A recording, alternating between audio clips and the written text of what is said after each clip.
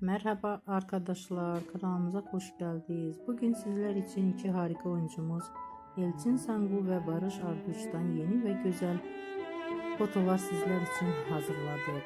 Elçin Sangu öyle bir geçer zaman ki Kurt Seyit ve Şura ve Kiralık Aşk dizisinde rol almış ve herkes tarafından çok beğenilmiştir. Biz de sizler için onların güzel ve romantik karelerini hazırladık. Bu videoların devamlı gelmesini istiyorsanız da kanalımıza abone olup yorum yazmayı unutmayın. Böylelikle bizden bu kadar.